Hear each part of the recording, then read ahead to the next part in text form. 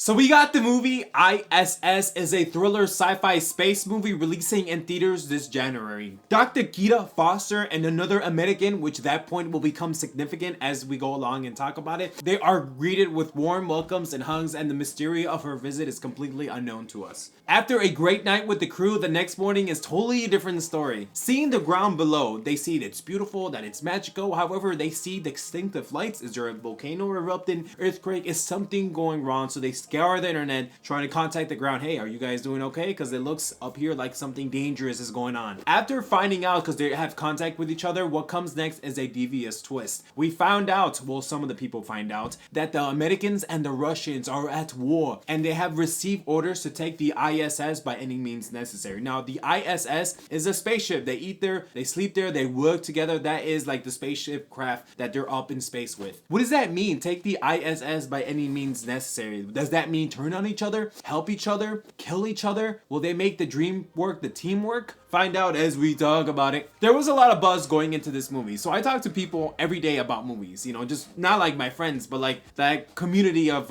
whatever, just, you know, I talk to people about movies all day, every day, and they said it was a good movie. When I went up to buy my drink, even the one of the counter guys, or the manager, because he knows me because I go there like every weekend, he's like, what movie are you seeing today? I'm like, I'm watching the space movie. He says it's really good, it has a lot of twists and turns, and that's where I want to start with this review. There is a lot of twists and turns, and the movie goes left and right in unexpected ways, and layers upon layers of like deviousness. The twists and turns don't stop until the end of the movie, so it really keeps you on your toes after you find out, or some of the characters find out, that take the I.S.S. by any means necessary, because that means that some of these team players up in the spaceship change their ways in terms of the behavior, the way they think, they talk, they act weird towards each other. Yeah, the first day is beautiful. Everyone's like together, they're hanging out, and some of these people were on board for multiple days, 50 days I think is what it say. Like, so Dr. Kira Foster, she has like a baseline no knowledge of like these compatibilities, relationships, and even like friendships that have bonded, but then for them to turn on each other is just wicked. The movie quickly makes us feel uneasy because we don't know who to trust. Can we trust the Americans that we came here with? Can we trust the Russians? Maybe one of the Russians secretly like is connecting with us in a different way, and it does take a dark turn for things to go south. The movie does go to unexpected places. However, with the short amount of runtime of 1 hour and 36 minutes, you can absolutely feel it. I mean, it's weird because it's a slow movie, but even it's a short movie as well. Like, you do feel, you're like,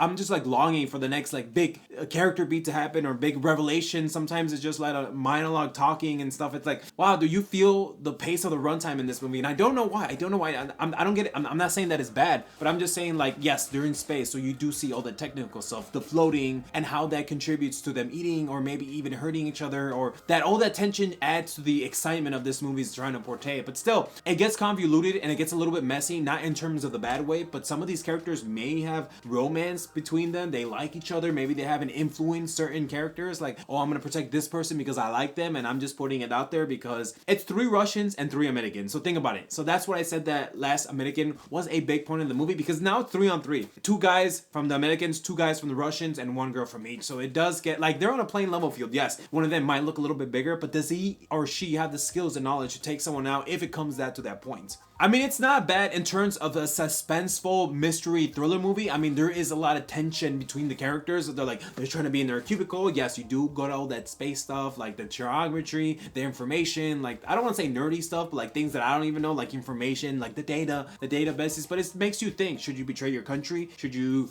align with the other ones just because it's the right thing to do, the morally thing to do? What about romance? What if you are attracted or in a relationship with maybe with another American or another Russian? It's like, what can you do? And it's nice to see, well, it's not nice, but it's scary to see how these characters will go through and navigate this moment in the movie. Although, one thing, I gotta be honest with you guys, I wish there was more communication from the ground, because once that tension hits the movie, you absolutely feel it. Like when they're like, oh, you gotta take the I.S.S. by any means necessary, you can use lethal force, they're at war. I wish we had more communication from the ground, or even other astronauts that were like around there. That would have added more to the movie, because I don't know why that just made us in the movie theater, because once you see that and they don't say it out loud, like, we're at war, you can hear the theater like, oh. And it's so cool because everyone in theater just felt like just weird about it, because it's like, wow, like, you literally have been living with these Russians and Americans for 50 like days or something, and then of course Dr. Kita Foster is seeing them in a baseline level. But it's like, wow, dude, like, would you betray the ones you like or love or grown to have come after the friendship just because of orders from the ground? Like, think about that. They're in space, happening in the ground, they're at war. So think about war, and why it's so significant about taking the I.S.S. So that's what I'm saying. There's layers upon layers because you find out everything, but it's just really slow to get there. But the character beats that the movie has, like with the confrontations that